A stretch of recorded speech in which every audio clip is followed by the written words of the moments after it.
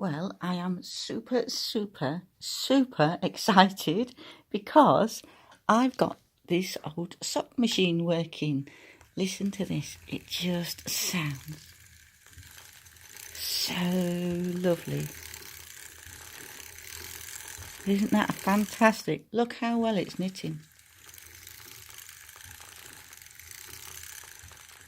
And it just looks fantastic. It's all nice and shiny. I didn't clean all the paintwork. I cleaned the paintwork. I gave it a really good clean, but I haven't stripped it all down and painted it because I took some advice off somebody, a nice lady called Heidi, who was giving me some advice. And when I asked her about painting it, she suggested that I leave it for now and see how I feel about it at a later date, which I thought was fantastic advice, and that's what I'm going to do. I don't want to rush into doing something like that and then regret doing it later. So I found out what this dial is for. That is the row counter. So when you're turning that, the actual dial itself goes round, not the needle, the dial itself. So that is all connected to the cogs underneath. So that's nice little touch, and it cleaned up lovely. That really cleaned up nicely. So I'm really pleased with it. I'm quite surprised that I've got it working as good as it actually does. Not sure about the tension, because it's how you set the tension, and it only really works on the when it's right down to the bottom, which is makes the stitches the biggest. So if I raised up, I could raise it up a little bit and it'd be okay, but then as I raise it up higher, it gets harder to work.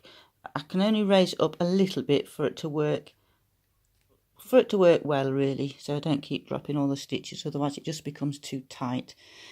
So although I told you it was 108 needles, the cylinder's a 108 needle cylinder, Heidi always also advised me to put 54 needles in instead of the whole 108, which worked nicely because these are the old needles that came with the machine, and I wasn't able to save them all, so I was able to save 54, well, more than 54, but not the whole 108. So I've got 54 needles in here at the moment, and this is some of the knitting that I've done with it, and I think it looks pretty fab.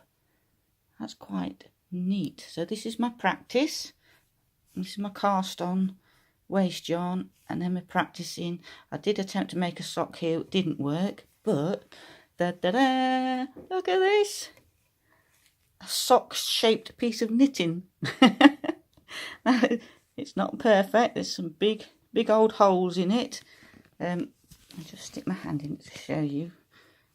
So there is some big old holes in there where I drop stitches and stuff, and I knew I dropped stitches right at the beginning, so I decided to carry on because I couldn't pick them up for some reason. I just couldn't get hold of them. I didn't really know what I was doing very well, but I decided to carry on with it because I just wanted to practice making a sock, and I didn't work out any measurements. I just guessed it and started off with the toe, and then did that foot part, the heel, then the ankle part, and then the mock rib, because I haven't got a ribber for this machine.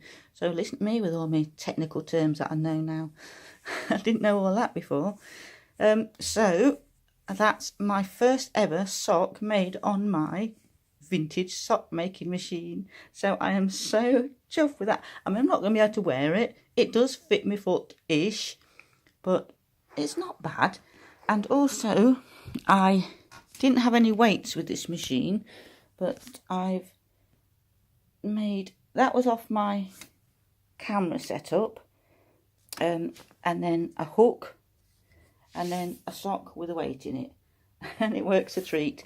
And I cast on with this netting, which was some old onion netting, which was a little tip I found on YouTube, and then been practicing, making sure it all works. And there it is, up and running.